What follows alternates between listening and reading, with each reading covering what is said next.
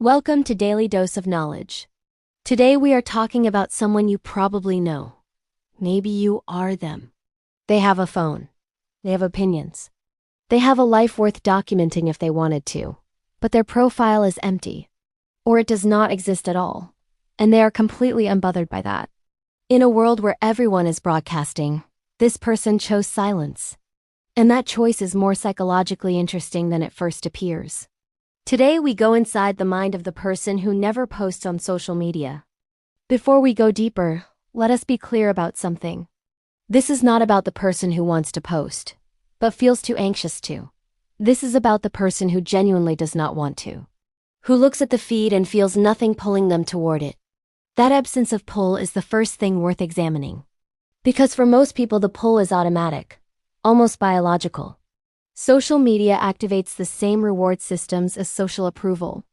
Likes, comments, shares. These are modern versions of something the brain has always craved. Acceptance, visibility, the confirmation that you exist in other people's awareness. For the person who never posts, that mechanism works differently. And understanding how is where this gets interesting. Now let's talk about what drives most people to post in the first place. At its core, posting on social media is an act of identity performance. You are not just sharing a moment. You are curating a version of yourself for an audience. The photo is not the sunset. It is you telling people you are someone who watches sunsets. The gym post is not about fitness. It is about the identity of someone who is disciplined. This is not necessarily shallow. Humans have always performed identity. It is how we signal belonging, values, and status to the groups we exist within. But the person who never posts has a different relationship with this performance. Either they find it unnecessary, uncomfortable, or simply unconvincing. They do not feel the need to confirm their identity externally. The sunset was enough by itself. The workout happened. That is sufficient. Psychologists call this internal locus of validation. The sense of self does not require external confirmation to feel stable. This sounds healthy, and often it is. But it is not always as simple as that. Now let's go into the different types of people who never post. Because they are not all the same. The first type is the genuinely private person. For them, sharing feels like a violation of something personal. Their life is their own. The audience is uninvited. This person draws a sharp line between their internal world and the external one. What happens in their life belongs to them first, and everyone else almost never. They are not hiding anything specific. They are protecting something general. The texture of their private experience from the flattening effect of being observed. Because there is something that happens to an experience when you document it for others. It shifts. The moment you frame it for an audience, it stops being purely yours. The genuinely private person feels this acutely. And they choose the unobserved experience over the shared one every time. The second type is the person who is deeply uncomfortable with vulnerability. Posting requires exposure. And exposure for this person carries real psychological risk. Not necessarily because something bad will happen, but because being seen, really seen, by people who might judge or misunderstand, triggers something that feels like danger. This person often has a highly developed internal critic. They can anticipate every possible negative reaction before they post. And that anticipation is exhausting enough to make silence the easier choice. They are not unbothered by the absence of an audience. They are protecting themselves from one. The third type is the observer. This person is on social media. They read everything. They know everything happening in everyone's life. They just never contribute. Psychologists call this lurking, and the lurker has a specific psychological profile. They prefer the position of watcher to the position of participant. There is power in that position. You receive all the information. You reveal none of yourself. The dynamic is entirely in your favor. The lurker is often highly analytical. They process rather than broadcast. They are more comfortable understanding the world than announcing themselves to it. The fourth type is the person who tried posting and found the experience actively unpleasant. The metrics felt degrading. Waiting for validation felt humiliating. The performance felt hollow. They discovered something important about themselves by trying. That the reward system social media offers does not work on them the way it works on others. or works on them too well and they did not like who they became. So they stopped, and found that stopping felt like relief rather than loss. Now let's talk about what this choice reveals about identity and self-concept. The person who never posts tends to have a more stable and less externally dependent sense of self than the average social media user. This does not mean they are more evolved or more enlightened. It means their identity architecture is built differently. Most people's self-concept is partially maintained through social feedback.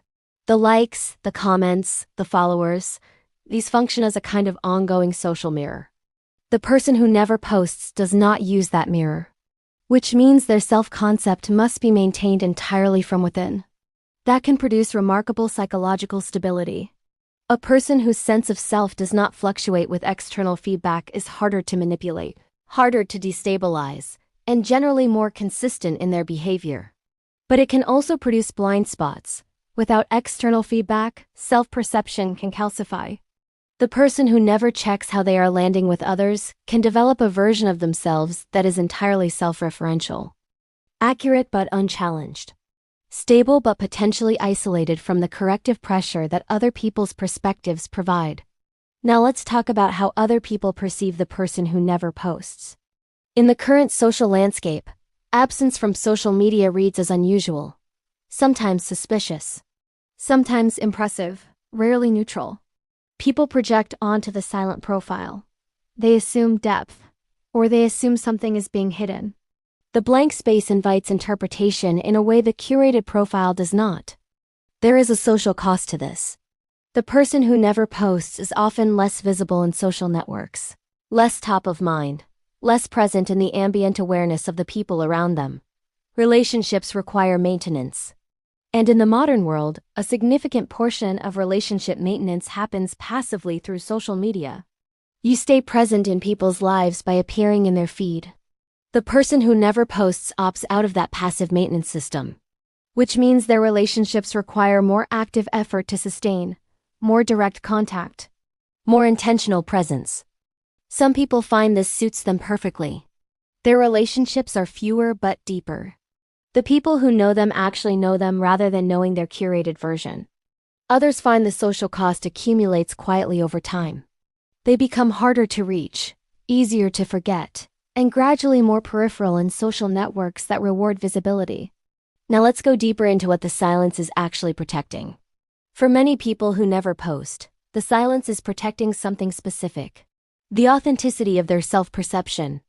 There is research suggesting that the act of sharing experiences on social media changes how those experiences are remembered and valued. People who photograph experiences remember them less vividly than people who simply live them. The act of framing for an audience interferes with the direct experience of the moment. The person who never posts may be unconsciously protecting the integrity of their own experience, choosing depth over documentation, presence over performance. There is also something being protected from the comparison mechanism. Social media is a relentless comparison engine. Every feed is a curated highlight reel of everyone else's life. The person who never posts removes themselves from that engine entirely. They do not compare their behind the scenes to everyone else's best moments. And they do not invite others to compare against them. That removal from the comparison loop has measurable psychological benefits: lower anxiety, more stable mood, a cleaner relationship with their own life as it actually is. Now let's talk about the shadow side, because there is one. For some people, never posting is not a conscious choice born from psychological health. It is avoidance dressed up as preference. The person who tells themselves they simply do not care about social media while simultaneously feeling a quiet sting when their life goes unwitnessed, that person is not at peace with their silence. They are at war with it. There is a difference between not needing to be seen and being afraid to be seen. Both produce the same behavior. The internal experience is completely different. The person avoiding visibility often carries a belief that what they have to offer is not worth sharing, that their life, examined publicly, would not measure up. That belief is worth examining, because it is not humility. Humility does not produce quiet resentment toward people who are visible. Avoidance does.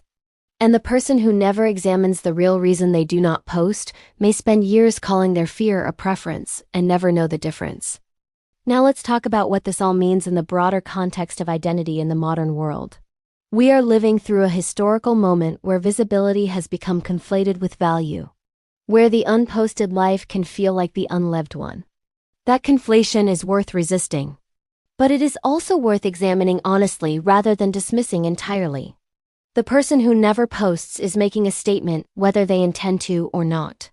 Their silence in a world of noise is its own kind of signal.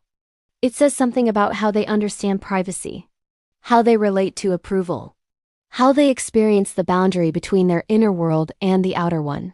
None of those things are fixed. They are psychological positions that can be examined, questioned, and updated if they no longer serve the person holding them. The healthiest version of this is a person who has consciously chosen silence, not because they are afraid, not because they are hiding, but because they genuinely prefer the unobserved life and have made peace with what that costs. They are present in rooms rather than feeds, known to few rather than visible to many, and they find that arrangement not just acceptable but preferable. Their identity is intact without an audience. Their experiences are fully theirs. Their sense of self does not rise and fall with external metrics.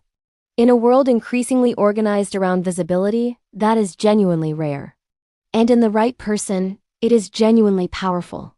But it requires honesty. The honesty to know whether the silence is a choice or a defense. Whether the absence is freedom or fear wearing the mask of indifference. That distinction matters, because one leads somewhere. The other keeps you exactly where you are, calling it exactly where you want to be. If this video made you think about your own relationship with visibility, whether you post everything or nothing, sit with that. The question is worth more than the answer. Subscribe to Daily Dose of Knowledge for daily videos on psychology, human behavior, history, self-help, and the forces that shape how we think and live. Drop a comment below. Do you post or do you stay silent? And do you actually know why? And watch the next video. Because what is coming next goes even deeper into the psychological forces quietly shaping who we think we are.